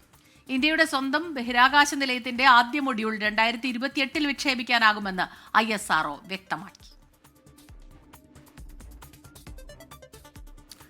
വ്യോമയാന ഉച്ചകോടിക്ക് ഇന്ന് കൊച്ചിയിൽ തുടക്കം. കൊച്ചിൻ ഇന്റർനാഷണൽ എയർപോർട്ട് ലിമിറ്റഡ് ഫിക്കിയുടെ സഹകരണത്തോടെ സംഘടിപ്പിക്കുന്ന പ്രഥമ കേരള വ്യോമയാന ഉച്ചകോടി മുഖ്യമന്ത്രി പിണറായി വിജയൻ ഉദ്ഘാടനം ചെയ്യും. മന്ത്രി P. രാജീവ് അധ്യക്ഷനാകും. സിയാലിൽ ആരംഭിക്കുന്ന എയർപോർട്ട് ആരോഗ്യ കേന്ദ്രത്തിന്റെ താക്കോൽദാനം മന്ത്രി K. രാജൻ നിർവഹിക്കും. കേരളത്തിലെ വ്യോമയാന സൗകര്യങ്ങളും നിക്ഷേപക സാധ്യതകളും പ്രയോജനപ്പെടുത്തുക, കേരളത്തെ ആഗോള വ്യോമയാന കേന്ദ്രമാക്കി മാറ്റുക, പ്രാദേശിക ഏവിയേഷൻ, ലോജിസ്റ്റിക് ഹബ്ബ് എന്നിവ ശക്തിപ്പെടുത്തുക, ഡിജിറ്റൽ എയർ ട്രാവൽ തുടങ്ങിയ ലക്ഷ്യങ്ങളോടെയാണ് പരിപാടി സംഘടിപ്പിക്കുന്നത്. നോക്കാമിനി ചില അറിയിപ്പുകൾ. തിരുവനന്തപുരം ജില്ലാ വ്യവസായ കേന്ദ്രത്തിന്റെ ആഭിമുഖ്യത്തിൽ നടത്തുന്ന 15 ദിവസത്തെ സംരംഭകത്വ വികസന പരിശീലനത്തിൽ പങ്കെടുക്കാൻ താൽപര്യമുള്ളവരിൽ നിന്ന് അപേക്ഷ ക്ഷണിച്ചു. തിരുവനന്തപുരം ജില്ലാ വ്യവസായ കേന്ദ്രത്തിലെ ഡോക്യുമെന്റേഷൻ ഹാളിൽ സെപ്റ്റംബർ 10 മുതൽ 27 വരെയാണ് പരിശീലനം. അപേക്ഷിക്കേണ്ട അവസാന തീയതി ഈ മാസം 30. കണ്ണൂർ കണ്ണപുരം ധർമ്മശാല ലെവൽ ക്രോസ് ഇന്ന് രാവിലെ 9 മുതൽ നാളെ രാത്രി 11 മണി വരെ അടച്ചിടും. അറ്റകുറ്റപ്പണികൾ നടക്കുന്നതിനാലാണ് നിയന്ത്രണം. തിരുവനന്തപുരം ബാർട്ടൺ ഹിൽ സർക്കാർ എഞ്ചിനീയറിംഗ് കോളേജിൽ M.Tech സീറ്റ് ഒഴിവ്. സ്പോട്ട് അഡ്മിഷൻ ഈ മാസം 25, 26, 27 തീയതികളിൽ. താൽപര്യമുള്ളവർ രാവിലെ 11:30 മുൻപായി കോളേജിലെത്തും. കൊല്ലം കരുനാഗപ്പള്ളി IHRD എഞ്ചിനീയറിംഗ് കോളേജിൽ അസിസ്റ്റന്റ് പ്രൊഫസർ തസ്തികയിൽ ഒഴിവ്. യോഗ്യത നിശ്ചിത വിഷയത്തിൽ B.Techും M.Techും. അഭിമുഖം ഈ മാസം 26. കൊല്ലം കൊട്ടാരക്കര താലൂക്ക് ആശുപത്രിയിൽ സ്റ്റാഫ് നഴ്സ്, ഫാർമസിസ്റ്റ് ഒഴിവുകളിൽ താൽക്കാലിക നിയമനത്തിന് അപേക്ഷ ക്ഷണിക്കുന്നു. അഭിമുഖം ഈ മാസം 29.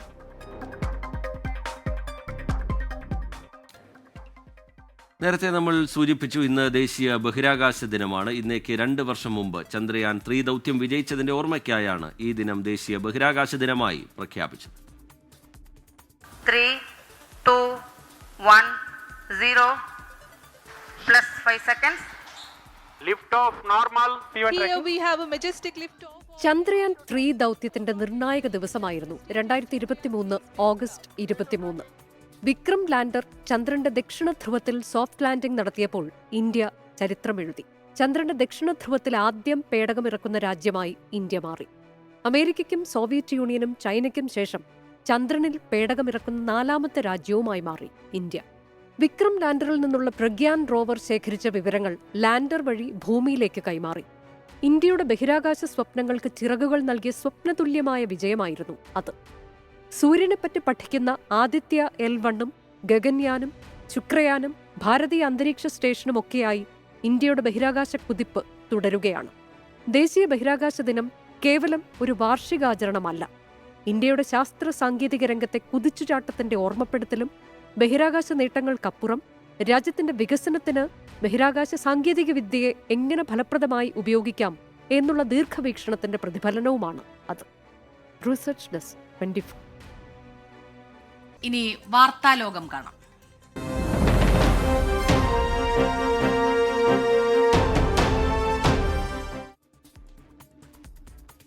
UAE-യിൽ സ്കൂളുകൾ തുറക്കാൻ ഒരു ദിവസം മാത്രം ശേഷിക്കെ ഒരുക്കങ്ങൾ തകൃതിയായി നടക്കുകയാണ്. സുരക്ഷിതമായി സ്കൂളിലേക്ക് കുട്ടികളെ സ്വീകരിക്കാൻ എല്ലാ സജ്ജീകരണങ്ങളും വിവിധ വകുപ്പുകളുടെ നേതൃത്വത്തിൽ നടക്കുകയാണ്. UAE-യിൽ നിന്ന് അരുൺ പാറാട്ട് തയ്യാറാക്കിയ റിപ്പോർട്ട് കാണാം. മറ്റന്നാളാണ് വേനലവധി കഴിഞ്ഞ് UAE-യിൽ സ്കൂളുകൾ തുറക്കുന്നത്. മലയാളികൾ ഉൾപ്പെടെയുള്ള ആയിരക്കണക്കിന് കുരുന്നുകളാണ് മറ്റന്നാൾ മുതൽ സ്കൂളുകളിൽ എത്തിത്തുടങ്ങുക. ദുബായിലെ 230-ലധികം സ്കൂളുകളിലായി 4 ലക്ഷത്തോളം വിദ്യാർത്ഥികളാണ് പഠനം ആരംഭിക്കാൻ എത്തുക എന്നതാണ് പ്രതീക്ഷിക്കുന്നത്. അതിനാൽ തന്നെ സുരക്ഷ പ്രധാനമാണ്. രാജ്യത്തെ വിവിധ വകുപ്പുകൾ അതിനായി വലിയ പദ്ധതികളാണ് ഇതിനോടകം തന്നെ തയ്യാറാക്കിയിരിക്കുന്നത് എന്നുള്ളതാണ് പ്രധാനം. ഇതിൽ വിദ്യാഭ്യാസ വകുപ്പിനോടൊപ്പം ദുബായ് പോലീസിന്റെയും RTOയുടെയുമാണ് വലിയ സജ്ജീകരണങ്ങൾ ഇതിനോടകം തന്നെ പൂർത്തിയായിരിക്കുന്നത്. സ്കൂൾ സോണുകളിൽ 250 സുരക്ഷാ ട്രാഫിക് പട്രോൾ സംഘങ്ങളെ വിന്യസിക്കും എന്നാണ് ദുബായ് പോലീസ് ഇപ്പോൾ ഏറ്റവും ഒടുവിൽ വ്യക്തമാക്കിയിരിക്കുന്നത്. ട്രാഫിക് നിരീക്ഷണത്തിനായി ഡ്രോണുകൾ ഉൾപ്പെടെ പുറത്തിറക്കിയാണ് പോലീസ് രംഗത്തെത്തുന്നത് എന്ന പ്രത്യേകതയും ഇത്തവണയുണ്ട്. അതോടൊപ്പം തന്നെ സ്കൂളുകളിലെ വിദ്യാർത്ഥികളുമായി ആശയവിനിമയം നടത്താൻ 750-ലേറെ ഉന്നത ഉദ്യോഗസ്ഥരെയും നിയോഗിച്ചിട്ടുണ്ട് എന്നും ദുബായ് പോലീസ് അറിയിക്കുന്നുണ്ട്. അതോടൊപ്പം പോലീസിന്റെ ഭാഗ്യചിഹ്നമാണ് മൻസൂർ. ഈ മൻസൂർ കുട്ടികൾക്കിടയിൽ സമ്മാനങ്ങളും പഠനോപകരണങ്ങളും ഉൾപ്പെടെ വിതരണം ചെയ്യും. കുട്ടികൾക്ക് വലിയ കൗതുകമായിരിക്കും ഇതുണ്ടാക്കുക എന്ന കാര്യത്തിൽ യാതൊരു സംശയമില്ല. അതോടൊപ്പം ദുബായിലെ വിവിധ സ്കൂളുകളിൽ വരും ദിവസങ്ങളിലൊക്കെ ബോധവൽക്കരണ പരിപാടികൾ നടത്തുമെന്നും ദുബായ് പോലീസ് അറിയിച്ചിട്ടുണ്ട്. വിദ്യാർത്ഥികളെ അവരുടെ വീടുകൾക്കടുത്തേക്ക് സുരക്ഷിതമായി എത്തിക്കാൻ ബസ് ജീവനക്കാർ ശ്രദ്ധിക്കണമെന്ന് RTAയും കൃത്യമായി തന്നെ നിർദ്ദേശിച്ചിട്ടുണ്ട്. യാത്രാവേളയിൽ സുരക്ഷ ഉറപ്പാക്കാൻ ഏറ്റവും പുതിയ സാങ്കേതിക വിദ്യകൾ ബസ്സുകളിലെല്ലാം ഉപയോഗപ്പെടുത്തണമെന്നാണ് RTA നിർദ്ദേശിച്ചിരിക്കുന്നത്. അതോടൊപ്പം തന്നെ ഏറ്റവും പ്രധാനപ്പെട്ട മറ്റൊരു കാര്യം, സ്കൂളുകൾ തുറക്കുന്ന ദിവസം അപകടരഹിത ദിനമായും UAE പ്രഖ്യാപിച്ചിട്ടുണ്ട്. അന്നേ ദിവസം അപകടങ്ങളും അതോടൊപ്പം തന്നെ ട്രാഫിക് നിയമലംഘനം ഉണ്ടാകുന്നില്ല എന്ന് പ്രതിജ്ഞ എടുക്കുകയും അത് പാലിക്കുകയും ചെയ്യുന്ന ഡ്രൈവർമാരുടെ ലൈസൻസിൽ നിന്ന് 4 ബ്ലാക്ക് പോയിന്റുകൾ നീക്കുമെന്നാണ് പോലീസ് നേരത്തെ തന്നെ അറിയിച്ചിരിക്കുന്നത്. റോഡ് അപകടങ്ങൾ പരമാവധി ആ ദിവസം കുറയ്ക്കുക എന്നുള്ളതാണ് അധികൃതർ ലക്ഷ്യമിടുന്നത്. ഇത്തരത്തിൽ വലിയ സജ്ജീകരണങ്ങളാണ് കുരുന്നുകളെ സ്കൂളുകളിൽ എത്തിക്കുന്ന ദിവസങ്ങളിൽ കുരുന്നുകളെ സ്വീകരിക്കാനായി, സുരക്ഷ ഉറപ്പാക്കാനായി അധികൃതർ നടത്തി വരുന്നത്. സമാധാന ചർച്ചയുമായി ബന്ധപ്പെട്ട് പരസ്പരം പഴിചാരി റഷ്യയും യുക്രൈനും. റഷ്യ-യുക്രൈൻ യുദ്ധം അവസാനിപ്പിക്കുന്നതിൽ 2 ആഴ്ചയ്ക്കുള്ളിൽ തീരുമാനമായില്ലെങ്കിൽ റഷ്യക്കെതിരെ കൂടുതൽ ഉപരോധമെന്ന് അമേരിക്കൻ പ്രസിഡന്റ് ഡൊണാൾഡ് ട്രംപ്. അമേരിക്കയിലെ ന്യൂജേഴ്സിയിൽ നിന്ന് മധു കൊട്ടാരക്കര തയ്യാറാക്കിയ റിപ്പോർട്ടിലേക്കാണ് ഇനി. അലാസ്കയിലെ ട്രംപ് പുടിൻ ഉച്ചകോടിയുടെ 2ാം ഘട്ട ചർച്ചകൾക്കായുള്ള ത്രികക്ഷി കൂടിക്കാഴ്ചയ്ക്കായുള്ള തയ്യാറെടുപ്പുകൾക്ക് മങ്ങലേൽപ്പിക്കുന്ന പ്രതികരണങ്ങളാണ് റഷ്യയുടെയും യുക്രൈന്റെയും ഭാഗത്തു നിന്ന് വരുന്നത്. പുടിൻ സെലൻസ്കി കൂടിക്കാഴ്ചയ്ക്കായി ഇനിയും ഒരു അജണ്ട തയ്യാറായിട്ടില്ലെന്ന് Russian foreign minister Sergey Lavrov പറഞ്ഞു. ചോദിക്കുന്ന കാര്യങ്ങൾക്കെല്ലാം നോ പറയുന്ന ഒരു സമീപനമാണ് സെലൻസ്കിയുടേതെന്ന് അദ്ദേഹം കുറ്റപ്പെടുത്തുകയും ചെയ്തു. ഉച്ചകോടിക്കുള്ള അജണ്ട തയ്യാറാക്കുമ്പോൾ സെലൻസ്കിയുമായി കൂടിക്കാഴ്ച നടത്തുവാൻ പുടിൻ തയ്യാറാണ്. കഴിഞ്ഞയാഴ്ച നടന്ന US റഷ്യ ഉച്ചകോടിയിൽ ഡൊണാൾഡ് ട്രംപ് ഉന്നയിച്ച നിരവധി വിഷയങ്ങളിൽ റഷ്യ അയഞ്ഞുകൊടുക്കുവാൻ സമ്മതിച്ചതായി ലവ്റോവ് പറഞ്ഞു. എന്നാൽ ട്രംപുമായും യൂറോപ്യൻ സഖ്യകക്ഷികളുമായും വൈറ്റ് ഹൗസിൽ നടന്ന ചർച്ചകളിൽ യുക്രൈൻ അതേ സമീപനം കാണിച്ചില്ലെന്ന് ലവ്റോവ് ആരോപിച്ചു. അതേസമയം 2 ആഴ്ചയ്ക്കുള്ളിൽ ഒരു ധാരണയായില്ലെങ്കിൽ റഷ്യക്കെതിരെ കൂടുതൽ ഉപരോധം ഏർപ്പെടുത്തുമെന്ന് US പ്രസിഡന്റ് ഡൊണാൾഡ് ട്രംപ് ഇന്ന് പറഞ്ഞു. എന്നാൽ പുടിനുമായുള്ള ഉച്ചകോടി നടക്കാതിരിക്കുവാനുള്ള എല്ലാ ശ്രമങ്ങളും റഷ്യ തുടരുകയാണെന്ന് സെലൻസ്കി ആരോപിച്ചു. അമേരിക്കയിൽ നിന്ന് മധു കൊട്ടാരക്കര, 24. കോഴിക്കോട് നാദാപുരത്ത് വീണ്ടും ജീവിച്ചിരിക്കുന്ന ആളുടെ വോട്ട് തള്ളാൻ ശ്രമം. ജീവനോടെ ഉണ്ടെന്ന് തെളിയിക്കാൻ പാത്തു ഇന്ന് ഉദ്യോഗസ്ഥരുടെ മുന്നിൽ ഹാജരാകും. വോട്ട് നീക്കം ചെയ്യാൻ പുതുശ്ശേരി മിത്തൽ നിശയാണ് അപേക്ഷ നൽകിയത്. ഇപ്പോൾ എനിക്ക് നോട്ടീസ് കൊണ്ട് തന്നിട്ട് ഞാൻ മാറ്റിക്കെന്ന് പറഞ്ഞിട്ട് ഞാൻ മാറ്റിക്ക് ഞാനിവിടെ കത്തോലെ കുത്തിനിക്ക് നേരെ ഒത്തുവത്തണ്ട മരിക്കണ്ടിരിക്കണ്ട അങ്ങനെ വോട്ടിനെല്ലാം വരുമ്പോൾ മനുഷ്യന്മാർ ഇങ്ങനെ എന്താക്കുക. എന്നും 2-3 ദിവസം കൊണ്ട് ജീവിതം ഉണ്ടായിരിക്കും എനിക്ക്. എന്നെ മറ്റോ എന്ന് അറിയതേ വോട്ട് വരുമ്പോൾ എനിക്ക് ഏകദേശം ഈ 12-ാം തീയതി അപേക്ഷിച്ച പിന്നെ ഇതാണ് റിപ്പോർട്ടാണ് സംഭവിച്ചത്. പക്ഷേ ഇന്നാണ് എന്താക്കിയത്, വീടുകൾ പഞ്ചായത്ത് എത്തിച്ചത്. ഇത് ജനാധിപത്യ പ്രക്രിയക്കെതിരെയുള്ളൊരു ഒരു നീചമായ പ്രവൃത്തിയാണ്. ഗോകുൽ കെ വേണുഗോപാൽ വിവരങ്ങളുമായി ചേരുന്നുണ്ട് കോഴിക്കോട്ട് നിന്ന്. ഗോകുൽ, നേരത്തെ ഈ കല്യാണി എന്നൊരു സ്ത്രീയുടെ പേരിലും ഈ സമാനമായ പ്രശ്നമുണ്ടായിരുന്നു. മരിച്ചുവെന്ന് രേഖപ്പെടുത്തിയ നോട്ടീസ് ഈ കല്യാണി തന്നെ കൈപ്പറ്റുന്ന സാഹചര്യം ഉണ്ടാവുകയും അത് വലിയ വാർത്തയാവുകയും ഒക്കെ ചെയ്തതാണ്. ഇപ്പോൾ ഈ പാത്തു എന്ന സ്ത്രീയുടെ കാര്യത്തിൽ എന്താണ് അവിടെ സംഭവിക്കുന്നത്? ഉദ്യോഗസ്ഥർ എന്താണ് ഇതുമായി ബന്ധപ്പെട്ട് വിശദീകരിക്കുന്നത്? തദ്ദേശ തെരഞ്ഞെടുപ്പ് അടുത്തിരിക്കെ വോട്ട് കൂട്ടിച്ചേർക്കലും വോട്ട് തൊള്ളാൻ കൊടുക്കലും തുടങ്ങിയ അപേക്ഷകളൊക്കെ വിവിധ രാഷ്ട്രീയ കക്ഷികളൊക്കെ ചെയ്തുകൊണ്ടിരിക്കുന്നുണ്ട്. അതിനിടയിലാണ് ഇത്തരത്തിലൊരു സംഭവം പുറത്തു വരുന്നത്. നാദാപുരം പഞ്ചായത്തിൽ തന്നെ ഇതിപ്പോൾ 2ാമത്തെ സംഭവമാണ്. നേരത്തെ 2ാം വാർഡിലെ അംഗമായിരുന്ന കല്ലുള്ളതിൽ കല്യാണിയുടെ വോട്ട് തള്ളാൻ വേണ്ടി കൊടുത്തിരുന്നു. മരിച്ചു എന്ന് പറഞ്ഞിട്ടായിരുന്നു വോട്ട് തള്ളാൻ വേണ്ടി കൊടുത്തത്. അതിന് പിന്നിൽ പ്രദേശത്തെ DYFI പ്രവർത്തകരാണ് എന്ന് UDF പ്രവർത്തകർ ആരോപിച്ചിരുന്നു. ഇപ്പോൾ പാത്തുവിൻ്റെ വോട്ടും തള്ളാൻ കൊടുത്തിരിക്കുന്നത് പ്രദേശത്തെ CPM പ്രവർത്തകരാണ് എന്നുള്ള ഒരു ആരോപണമാണ് വന്നിരിക്കുന്നത്. പുതുശ്ശേരി മിത്തൽ നിഷ എന്ന് പറയുന്ന വ്യക്തിയാണ് ഈ പാത്തുവിൻ്റെ വോട്ട് തള്ളാൻ കൊടുത്തത് എന്നാണ് പറയുന്നത്. പാത്തു തന്നെ പറഞ്ഞിരിക്കുന്ന ആ പ്രതികരണത്തിൽ താൻ ഇതുവരെയുള്ള എല്ലാ തെരഞ്ഞെടുപ്പുകളിലും വോട്ട് ചെയ്തിട്ടുണ്ടായിരുന്നു, ഇതുവരെ ഇത്തരത്തിലൊരു സംഭവം ഉണ്ടായിട്ടില്ല, ഇപ്പോഴെന്താണ് ഇങ്ങനെയെന്ന് ചോദിക്കുന്നുണ്ട്. എന്തായാലും ഇന്ന് 11:40 കൂടി പഞ്ചായത്തിന് ഹാജരായി ഈ വോട്ട് ഉറപ്പിക്കാനുള്ള ശ്രമമാണ് പാത്തുവിന്റെ ഭാഗത്തുണ്ടായിട്ടുള്ളത്. ഇന്ന് 11:40 ഹാജരാകണം എന്ന് പറഞ്ഞുകൊണ്ടുള്ള ഒരു അപേക്ഷയാണ് ഇപ്പോൾ പാത്തുവിന് ലഭിച്ചിരിക്കുന്നത്. CPM UDF പ്രവർത്തകർ തമ്മിൽ ഇത്തരത്തിൽ വോട്ട് തള്ളാൻ കൊടുക്കുന്നതുമായി ബന്ധപ്പെട്ട ആരോപണങ്ങൾ അവിടെ ഉണ്ട്. നേരത്തെ ആര്യ എന്ന് പറയുന്ന ഒരു വിദ്യാർത്ഥിനിയുടെ വിവാഹം കഴിഞ്ഞു എന്ന് പറഞ്ഞ് വോട്ട് തള്ളാൻ വേണ്ടി പ്രദേശത്തെ മുസ്ലിം ലീഗ് പ്രവർത്തകർ കൊടുത്തിരുന്നു എന്നൊരു ആരോപണം CPM പ്രവർത്തകരുടെ ഭാഗത്തുനിന്നുണ്ടായിട്ടുണ്ട്. എന്തായാലും തിരഞ്ഞെടുപ്പ് അടുത്തിരിക്കെ വോട്ട് ഉറപ്പിക്കാനും വോട്ട് തള്ളാനുമുള്ള സജീവമായ പ്രവർത്തനങ്ങൾ നടക്കുന്നു. പക്ഷേ ഇത്തരത്തിൽ ശരിയല്ലാത്ത രീതിയിലുള്ള പ്രവർത്തനങ്ങൾ കൂടി നടക്കുന്നുണ്ട് എന്നുള്ളതാണ് നാദാപുരത്ത് നിന്ന് പുറത്തുവരുന്ന വിവരങ്ങൾ. ശ്രീജിത്ത്, സ്മിത. ശരി, ഗോകുൽ കെ വേണുഗോപാലാണ് വിവരങ്ങളുമായി നമുക്കൊപ്പം ചേർന്നത്. ദേശീയ ഇന്റർസ്റ്റേറ്റ് സീനിയർ അത്ലറ്റിക്സ് ചാമ്പ്യൻഷിപ്പിൽ പുരുഷന്മാരുടെ ട്രിപ്പിൾ ജമ്പിൽ കേരളത്തിന് ഇരട്ട മെഡൽ. 16.44 മീറ്റർ ദൂരം ചാടിയ കാർത്തിക് സ്വർണം കരസ്ഥമാക്കി. 16.37 മീറ്റർ പിന്നിട്ട് അബ്ദുള്ള അബൂബക്കർ വെള്ളി നേടി. റാങ്കിംഗ് അടിസ്ഥാനത്തിൽ അബ്ദുള്ള അബൂബക്കർ നാഷണൽ ചാമ്പ്യൻഷിപ്പിന് യോഗ്യത നേടും എന്നുറപ്പായി. കനത്ത മഴ പ്രകടനത്തെ ബാധിച്ചു എന്ന് പറഞ്ഞ ഇരുവരും മെഡൽ നേട്ടത്തിൽ സന്തോഷം പങ്കുവച്ചു. മത്സരം നല്ല രസമുണ്ടായിരുന്നു. സ്റ്റാർട്ടിങ് കുറച്ച് മഴ കാരണം കുറച്ച് ബ്രേക്ക് എന്ന് പറഞ്ഞാൽ 1 മണിക്കൂർ ബ്രേക്ക്, പിന്നെയും മഴ, പിന്നെയും ബ്രേക്ക്. അപ്പോൾ എല്ലാ അത്ലീറ്റ്സിനും ബാധിച്ചിട്ടുണ്ട് പെർഫോമൻസ്. പക്ഷേ മഴയത്ത് ഇത്രയും ചെയ്യാൻ പറ്റി. നമ്മൾ ഏതൊരു കാലാവസ്ഥയിലും പുറത്ത് പോയിട്ടാണെങ്കിലും എല്ലാ കോമ്പറ്റീഷനും ചെയ്യാനുള്ള ഒരു കണ്ടീഷൻ അതിപ്പോൾ ഓക്കെ ആയി. എനിക്ക് തോന്നുന്നു ഇനി വേൾഡ് ചാമ്പ്യൻഷിപ്പ് പോയാലും മഴയത്തും ചാടാമെന്നുള്ള കോൺഫിഡൻ്റ് ആയി തോന്നുന്നുണ്ട്. ഞങ്ങൾ ഇപ്പം ഓൾമോസ്റ്റ് 3 വാംപ്പാണ് ചെയ്തത്. ഞങ്ങൾക്ക് മഴ വന്നു, അതുപോലെ തന്നെ മഴ അങ്ങനെ വന്നും പോയി നിൽക്കുമായിരുന്നു. അപ്പം ഞങ്ങൾ വെള്ളത്തിലാണ് ചാടി. ആദ്യ ജമ്പൊക്കെ എനിക്ക് തോന്നുന്നു 15, 18, 16 അതിൻ്റെ ഉള്ളിലാണ് വന്നത്. I am very happy. ചേട്ടൻ തിരിച്ചു വന്നു.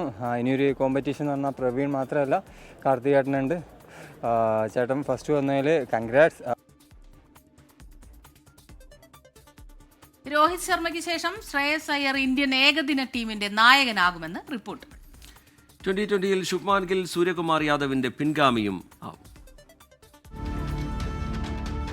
ശ്രേയസ് അയ്യരെ ഏഷ്യ കപ്പിനുള്ള ഇന്ത്യൻ ടീമിൽ ഉൾപ്പെടുത്താത്തതിൽ ഉയരുന്നത് വ്യാപക വിമർശനങ്ങളാണ്. IPL-ലും ചാമ്പ്യൻസ് ട്രോഫിയിലും തിളങ്ങിയിട്ടും ശ്രേയസിനെ മനഃപൂർവ്വം തഴഞ്ഞെന്നാണ് സമൂഹമാധ്യമങ്ങളിലെ ആരാധകരുടെ ആരോപണം. എന്നാൽ ശ്രേയസിന്റെ കാര്യത്തിൽ BCCIക്ക് മറ്റ് ചില പദ്ധതികളെന്നാണ് പുറത്തുവരുന്ന റിപ്പോർട്ടുകൾ. 2020 ടീമിൽ ഇടമില്ലെങ്കിലും ഏകദിന ടീമിന്റെ നട്ടലായ ശ്രേയസിനെ ഭാവി ക്യാപ്റ്റനായാണ് BCCI കാണുന്നത്. രോഹിത് ശർമ്മ വിരമിക്കുമ്പോൾ ശ്രേയസിനെ ഏകദിന ടീമിന്റെ നായകനാക്കാനാണ് ആലോചന. 3 ഫോർമാറ്റിലും ശുഭ്മാൻ ഗില്ലിനെ നായകനാക്കാനായിരുന്നു BCCIയുടെ ആദ്യ പദ്ധതി. നിലവിൽ ടെസ്റ്റ് ക്യാപ്റ്റനായ ഗില്ലിന് സൂര്യകുമാർ യാദവ് മാറുമ്പോൾ 2020 ടീമിന്റെ നായകസ്ഥാനവും കൊടുക്കും. എന്നാൽ ജോലിഭാരം കണക്കിലെടുത്ത ഏകദിനത്തിൽ ഒഴിവ് നൽകും. അപ്പോൾ ശ്രേയസാകും ഏറ്റവും അനുയോജ്യനെന്നാണ് BCCIയുടെ കണക്കുകൂട്ടൽ. Sports desk 24. മലപ്പുറം സുലാത്ത് നഗറിൽ നടക്കുന്ന ഹറമൈൻ എക്സ്പോ ശ്രദ്ധേയമാകുന്നു. മക്കയിലെയും മദീനയിലെയും ചരിത്ര സ്ഥലങ്ങളും സംഭവങ്ങളും ആസ്പദമാക്കിയാണ് എക്സ്പോ. നബിദിനത്തിന്റെ ഭാഗമായാണ് ഈ വ്യത്യസ്തമായ പരിപാടി.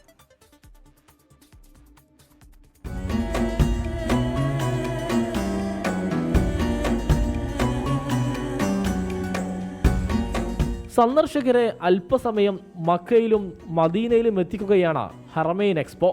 ഇസ്ലാമിക ചരിത്രങ്ങളിലേക്കും ഹജ്ജ്, ഉംറ കർമ്മങ്ങളിലേക്കും ഹൃദയം തുറക്കുന്ന തരത്തിലാണ് ഓരോ സ്റ്റോളും.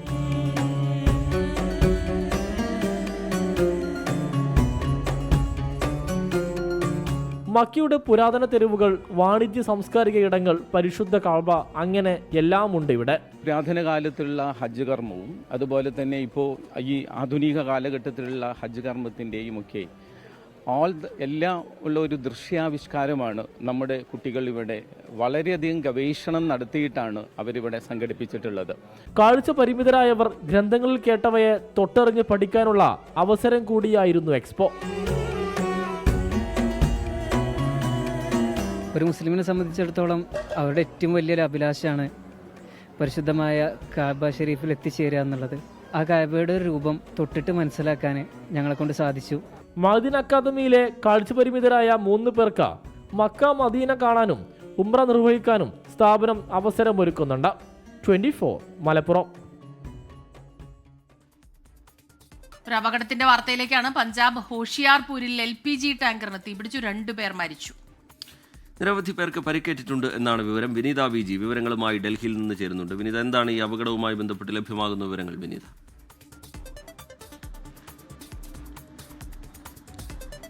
ടിക്കി, ഇന്നലെ രാത്രിയോട് കൂടിയാണ് ഈ അപകടം ഉണ്ടാകുന്നത്. ഈ ഹോഷിയാപൂരിലാണ് ഈ LPG നിറച്ചു വന്ന ഈ വാൻ അതൊരു ട്രക്കുമായി കൂട്ടിയിടിച്ച് ഈ ഗ്യാസ് വാതകം ചോരുകയും പിന്നീട് അത് വലിയൊരു സ്ഫോടനത്തിലേക്ക് എത്തുകയും ചെയ്തു. അത് ഏറ്റവും ഗുരുതരമെന്ന് പറയുന്നത് സമീപം നിരവധി കടകളും വീടുകളും ഒക്കെ ഉണ്ടായിരുന്നു. ആ വീടുകളിലേക്കും കടകളിലേക്കും ഒക്കെ തീ പടർന്നു എന്നാണ് ഇപ്പോൾ പുറത്തുവരുന്ന റിപ്പോർട്ടുകൾ. ഏതാണ്ട് 15ഓളം കടകളിലേക്കും വീടുകളിലേക്കും തീ പടർന്നു. രാത്രിയായിരുന്നതിനാൽ ആളുകളൊക്കെ തന്നെ ഉറക്കത്തിലായിരുന്നു. അതുകൊണ്ട് തന്നെ അവർക്ക് പെട്ടെന്ന് രക്ഷപ്പെടാനൊക്കെയുള്ള ഒരു ബുദ്ധിമുട്ട് കൂടി ഉണ്ടായിരുന്നു എന്നും ഈ ദൃക്സാക്ഷികൾ പറയുന്നുണ്ട്. ഏതാണ്ട് 50ഓളം പേർക്ക് പരിക്കേറ്റിട്ടുണ്ട്, പൊള്ളലേറ്റിട്ടുള്ളതായിട്ടുള്ള ചില റിപ്പോർട്ടുകൾ കൂടി പുറത്തു വരുന്നുണ്ട്. ഈ പൊള്ളലേറ്റിട്ടുള്ള ആളുകളെ ആശുപത്രിയിലേക്ക് മാറ്റിയിരിക്കുകയാണ്. 2 മരണമാണ് സ്ഥിരീകരിച്ചിരിക്കുന്നത്. ഒപ്പം ഫയർഫോഴ്സ് യൂണിറ്റുകൾ അവിടെ എത്തി ഇപ്പോൾ തീ നിയന്ത്രണ വിധേയമാക്കിയിട്ടുണ്ട്. സാധ്യമായിട്ടുള്ള എല്ലാ സഹായവും പരിക്കേറ്റവർക്കും അവരുടെ കുടുംബങ്ങൾക്കും നൽകുമെന്നാണ് പഞ്ചാബ് സർക്കാർ അറിയിച്ചിരിക്കുന്നത്. ശരി, വിനീത VG വിവരങ്ങൾ നൽകുകയായിരുന്നു ഡൽഹിയിൽ നിന്ന്. മറ്റൊരു റിപ്പോർട്ടിലേക്ക് 16 മാസത്തെ പെൻഷൻ കുടിശ്ശികയാക്കി കേരള കെട്ടിട നിർമ്മാണ തൊഴിലാളി ക്ഷേമനിധി ബോർഡ്. 1000 കോടി രൂപയുടെ ബാധ്യതയാണ് ക്ഷേമനിധി ബോർഡിന് ഇപ്പോഴുള്ളത്. വിവിധ ആനുകൂല്യങ്ങളും മുടങ്ങിയതോടെ ഈ ഓണക്കാലവും നിർമ്മാണ തൊഴിലാളി പെൻഷൻകാർക്ക് പ്രതിസന്ധിയുടേതാണ്. 2024 മാർച്ചിൽ വിതരണം ചെയ്യേണ്ട പെൻഷൻ വിതരണം ചെയ്യാൻ തീരുമാനമായത് കഴിഞ്ഞ ദിവസമാണ്. അത് ഇതുവരെ വിതരണം ചെയ്തു തുടങ്ങിയിട്ടില്ല. ക്യാൻസർ ഉൾപ്പെടെയുള്ള മാരക രോഗങ്ങൾക്കുള്ള ചികിത്സാ ധനസഹായവും മുടങ്ങിക്കിടക്കുകയാണ്. കഴിഞ്ഞ വർഷം ഓണത്തിന് മുമ്പ് വിതരണം ചെയ്യേണ്ട ആനുകൂല്യങ്ങളാണ് മറ്റൊരു ഓണക്കാലമാകുമ്പോഴും എന്ന് വിതരണം ചെയ്യും എന്ന ആശങ്കയിൽ നിൽക്കുന്നത്. കെട്ടിട നിർമ്മാണ തൊഴിലാളി ക്ഷേമനിധി ബോർഡിൽ നിന്ന് പിരിഞ്ഞ 3,80,000 ആളുകളാണുള്ളത്. ഒരാൾക്ക് 1,600 രൂപ നിരക്കിൽ പെൻഷൻ വിതരണം ചെയ്യാൻ ഒരു മാസം 60 കോടി 80 ലക്ഷം രൂപ വേണം. ഒരാൾക്ക് മാത്രം 25,600 രൂപയാണ് ഇപ്പോൾ കുടിശ്ശിക. ക്ഷേമനിധി പെൻഷനും ആനുകൂല്യങ്ങളും മുടക്കമില്ലാതെ നൽകാൻ മാർച്ചിൽ ചേർന്ന ഡയറക്ടർ ബോർഡ് യോഗം തീരുമാനിച്ചെങ്കിലും നടപ്പായില്ല. മൊത്തം ബോർഡിൽ ഏകദേശം 21 ലക്ഷം തൊഴിലാളികളാണുള്ളത്. അതിൽ 3,80,000 പേര് പെൻഷനായിട്ടുണ്ട്. ഇത് പ്രകാരം ഇപ്പോൾ 16 മാസം, ഈ ഓഗസ്റ്റ് മാസം കൂടെ പൂർണ്ണമായി കഴിഞ്ഞാൽ കൃത്യമായിട്ട് പറഞ്ഞാൽ 17 മാസത്തെ പെൻഷൻ കുടിശ്ശികയാണ്. അതോടൊപ്പം തന്നെ വിവിധ ആനുകൂല്യങ്ങൾ, നമ്മൾ മാരക രോഗങ്ങൾ പിടിപെട്ട തൊഴിലാളികൾ, ആ തൊഴിലാളികൾ മരണപ്പെട്ടു പോയിട്ട് പോലും ആ തൊഴിലാളികളുടെ കുടുംബത്തിന് ആ ആനുകൂല്യം കൊടുക്കാൻ ബോർഡിന് കഴിഞ്ഞിട്ടില്ല. മരണാനന്തര ചികിത്സ, വിവാഹ ആനുകൂല്യങ്ങളും മുടങ്ങിയിട്ടുണ്ട്. ചുമട്ടുതൊഴിലാളി ക്ഷേമനിധി ബോർഡിൽ നിന്ന് 100 കോടി രൂപയും മോട്ടോർ തൊഴിലാളി ക്ഷേമനിധി ബോർഡിൽ നിന്ന് 150 കോടി രൂപയും വായ്പയെടുത്താണ് മാസങ്ങൾക്ക് മുൻപ് കുറച്ച് ആനുകൂല്യങ്ങൾ വിതരണം ചെയ്തത്. 2015 897 കോടി രൂപ ബോർഡിൽ നീക്കിയിരിപ്പുണ്ടായിരുന്നു. 24 കോഴിക്കോട്. ഇപ്പോൾ ലഭിക്കുന്ന ഒരു വാർത്തയിലേക്കാണ്. ഇനി പാലക്കാട് നെന്മാറ ആദക്കാട് ക്ഷേത്രത്തിൽ മോഷണം. മാസത്തിൽ ഒരിക്കൽ മാത്രം തുറക്കുന്ന മലമുകളിലെ ക്ഷേത്രത്തിലാണ് കവർച്ച നടന്നത്. പ്രതികളായ നെന്മാറ സ്വദേശികളെ പോലീസ് പിടികൂടി. ശ്രീകുമാരൻ ചേരുന്നുണ്ട് പാലക്കാട് നിന്ന് വിവരങ്ങളുമായി. ഇവരാണ് പ്രതികളെന്ന് എങ്ങനെയാണ് കണ്ടെത്തിയത്? എപ്പോഴാണ് ഇവരെ പിടികൂടിയത്? അതിൽ പോലീസിനെ ഏറ്റവും അഭിനന്ദിക്കേണ്ടിയിരിക്കുന്നു. കാരണം ആ പ്രദേശത്ത് CCTV ഒന്നുമില്ല. അത് മലമുകളിൽ ഒരു ക്ഷേത്രമാണ്. ആ ക്ഷേത്രത്തിലേക്ക് എല്ലാ മലയാള മാസവും 1-ാം തീയതി തുറന്നു കഴിഞ്ഞാൽ പിന്നെ അടുത്ത ദിവസം അടയ്ക്കും. ആ ക്ഷേത്രത്തിലേക്ക് അപ്പോൾ മാത്രമേ ഭക്തരും അതുപോലെ തന്നെ ആളുകളും ഒക്കെ എത്തൂ. എന്തായാലും ഇത് നോക്കി വെച്ചാണ് ഈ നെന്മാറ സ്വദേശികളായ 2-3 അംഗ സംഘം ഇത്തരത്തിൽ ഒരു മോഷണ ശ്രമം പ്ലാൻ ചെയ്തത്. എന്തായാലും ഈ ക്ഷേത്രത്തിൽ നിന്ന് വിലപിടിപ്പുള്ള വിളക്കുകളും മുരളികളും അടക്കം സാധനങ്ങളാണ് മോഷ്ടിച്ചു കൊണ്ടുപോയത്. അത് കുറെ വിൽക്കാൻ വേണ്ടി ഇവർ ശ്രമിച്ചിരുന്നു. കഴിഞ്ഞ ദിവസം ഈ മോഷണം നടന്ന ഉടൻ തന്നെ പോലീസിന് പരാതി ക്ഷേത്രം ഭാരവാഹികൾ നൽകി. അങ്ങനെയാണ് പോലീസ് ഒരു അന്വേഷണം നടത്തിയത്. അങ്ങനെ ചില കടകളിലുമൊക്കെ നടത്തിയ അന്വേഷണത്തിലാണ് ഇത്തരത്തിൽ വിൽക്കാനുള്ള ശ്രമം നടത്തിയെന്ന് അറിഞ്ഞത്. അങ്ങനെയാണ് ഈ പ്രതികളെ പിടികൂടുന്നത്. എന്നാലും പ്രതികളെ കോടതിയിൽ ഹാജരാക്കി റിമാൻഡ് ചെയ്തിട്ടുണ്ട്. പ്രധാനപ്പെട്ട ഒരു റിപ്പോർട്ട് വരുന്നുണ്ട്. പാലക്കാട് ഒറ്റപ്പാലത്ത് ട്രെയിനുകൾക്ക് നേരെ കല്ലെറിഞ്ഞ സംഭവത്തിൽ 4 പേർ അറസ്റ്റിലായിരിക്കുന്നു. ബീഹാർ സ്വദേശികളാണ് അറസ്റ്റിലായത്. ശ്രീകുമാരൻ വിവരങ്ങളുമായി പാലക്കാട്ട് അല്പസമയത്തിനകം ചേരും. ശ്രീത്ത്, എന്താണ് ഇതുമായി ബന്ധപ്പെട്ട് ലഭിക്കുന്ന വിവരങ്ങൾ? എപ്പോഴാണ് ഇവർ ഈ ആക്രമണം നടത്തിയത്? വിവരങ്ങൾ എന്താണ് ശ്രീത്ത്? ഇക്കഴിഞ്ഞ 18-നാണ് TK ഇത്തരത്തിലൊരു ആക്രമണം നടക്കുന്നത്. മാന്നൂർ റെയിൽവേ മേൽപ്പാലത്തിന് സമീപം ട്രെയിനിന് നേരെ കല്ലെറിയുകയായിരുന്നു. ചെന്നൈ തിരുവനന്തപുരം എക്സ്പ്രസ് ആണെന്നാണ് മനസ്സിലാക്കുന്നത്. ഇതിന്റെ ജനലിനാണ് നേരെയാണ് കല്ല് വന്ന് പതിച്ചത്. ഇങ്ങനെ കല്ലേറിൽ ഒരു യാത്രക്കാരന്റെ കൈക്ക് നിസ്സാരമായ പരിക്കേറ്റിരുന്നു. അങ്ങനെയാണ് റെയിൽവേ പ്രൊട്ടക്ഷൻ ഫോഴ്സ് ഒരു വിപുലമായ അന്വേഷണം നടത്തിയത്. ആ സമയത്തുണ്ടായിരുന്ന ആളുകളുടെ ടവർ ലൊക്കേഷനൊക്കെ കേന്ദ്രീകരിച്ച് നടത്തിയ അന്വേഷണത്തിലാണ് ഏറ്റവും ഒടുവിൽ ഈ 4 പേരിലേക്ക് എത്തുന്നത്. ബീഹാർ സ്വദേശികളായ അമിത് കുമാർ, ഭോലാകുമാർ, രത്തീർ കുമാർ എന്ന 3 പേരാണ് ഇപ്പോൾ അറസ്റ്റിലായിരിക്കുന്നത്.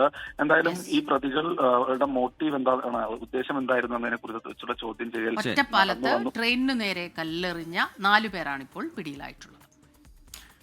ഈ റിപ്പോർട്ടോടുകൂടി മോർണിംഗ് ന്യൂസ് പൂർത്തിയാവുകയാണ്.